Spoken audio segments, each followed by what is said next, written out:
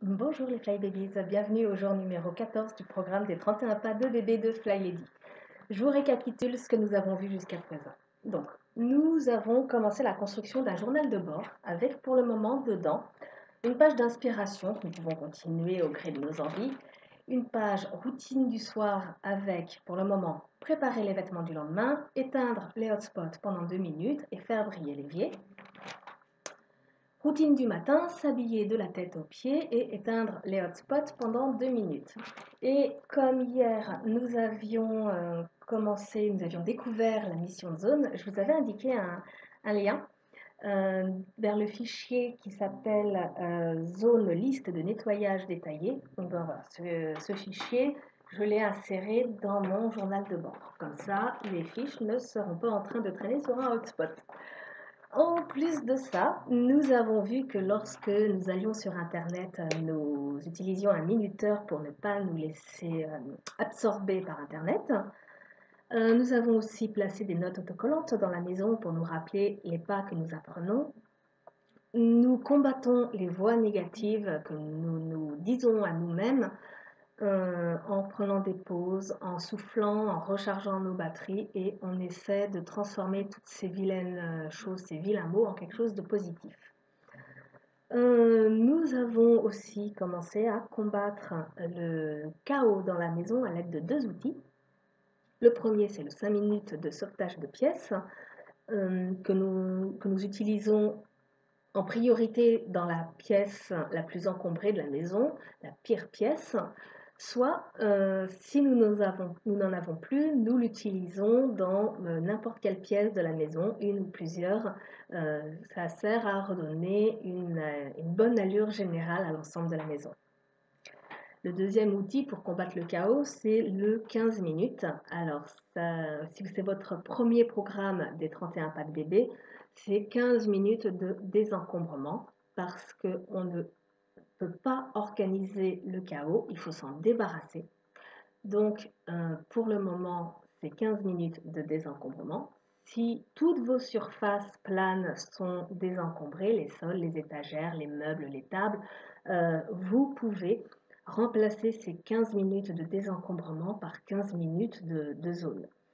Mais quand on travaille 15 minutes, on n'oublie pas de se prendre une pause de 15 minutes pour se féliciter de ce que l'on vient d'accomplir. Et nous avons aussi commencé à combattre le chaos numérique en supprimant nos vieux emails, principalement les emails de Fly Lady, mais comme nous n'en envoyons pas, nous avons dit bah, on va supprimer les anciens mails. Voilà. Aujourd'hui, au jour 14, nous allons mettre en place un nouvel outil qui est plus un outil pour coordonner l'ensemble de la famille, c'est le calendrier familial. Alors peut-être que vous en utilisez déjà un, si c'est le cas, super. Si ce n'est pas le cas, eh ben, il va falloir vous y mettre. Croyez-moi, c'est un outil qui vous libère la tête. Vous n'avez plus besoin de compter que sur votre mémoire pour vous rappeler tout. Les rendez-vous, les anniversaires, les anniversaires de mariage, les invitations, tout ça, tout doit être centralisé dans un agenda ou un calendrier. Et il faut que tous les membres de la famille y aient accès, qu'ils puissent le consulter, le voir. Ça évite pas mal de discorde par la suite. Alors le pas d'aujourd'hui va vous demander de lire un essai de Fly Lady sur l'utilisation d'un calendrier. Elle vous explique de façon assez claire comment on utilise un calendrier. Voilà, succinctement, elle vous recommande d'abord de noter les anniversaires. Vous faites ça en une fois quand vous recevez le calendrier. Par exemple, vous prenez 15 minutes et vous reportez tous les anniversaires, naissance ou mariage, des anniversaires. Ensuite, les choses importantes, c'est de noter les horaires, que ce soit les horaires d'école, les activités culturelles, les activités sportives, peut-être le bénévolat, que ce soit les vôtres ou ceux des autres membres de la famille. Et ça, voilà, dès que vous le recevez, vous le notez, ou alors dans la semaine, pas plus tard d'une semaine, normalement, vous devez avoir noté les horaires. Ensuite, tout ce qui est invitation à un événement, un mariage, un baptême, un anniversaire, euh, vous vous posez la question dès que vous recevez l'invitation si vous voulez y aller ou pas. Alors si vous ne voulez pas y aller, c'est facile. Et vous regardez s'il faut répondre. S'il ne faut pas répondre, vous jetez. S'il faut répondre, bah, vous répondez. Et puis après, vous jetez l'invitation. Ça ne sert à rien de laisser traîner une invitation sur un hotspot. Et puis, si vous voulez y aller, bah, vous allez vérifier votre calendrier, voir si vous êtes disponible. Si vous êtes disponible, bon, bah, c'est super, vous l'inscrivez tout de suite sur le calendrier, comme ça personne n'ira prendre de rendez-vous à ce moment-là. Euh, et vous regardez, pareil, est-ce qu'il faut répondre? Bah, oui, il faut répondre, donc vous répondez, si possible tout de suite, sinon pas plus tard qu'une semaine, encore une fois. Vous répondez à l'invitation et ensuite vous gardez cette invitation dans dans votre journal de bord, dans votre JDB. Voilà. Et s'il n'y a pas besoin de répondre, bah, hop, ça, directement dans le JDB. Et ensuite, si vous avez besoin de prendre un rendez-vous avec un médecin, un dentiste, un coiffeur, une manucure, je ne sais pas, vous regardez d'abord votre calendrier.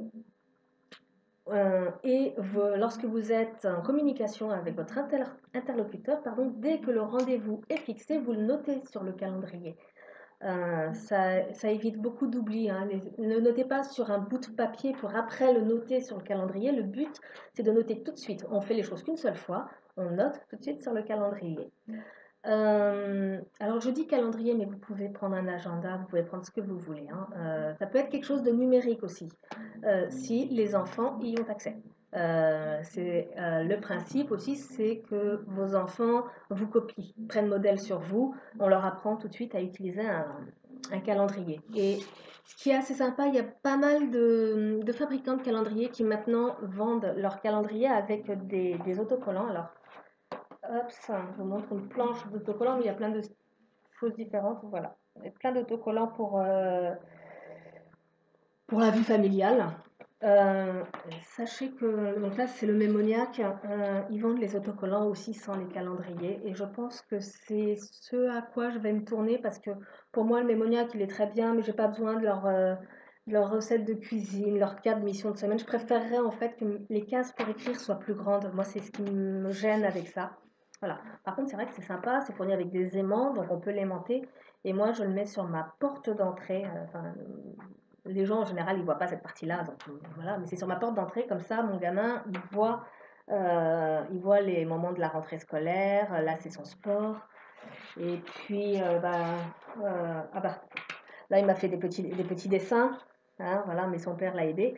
Mais voilà, c'est le début de l'apprentissage, voilà, c'est lui qui barre les jours.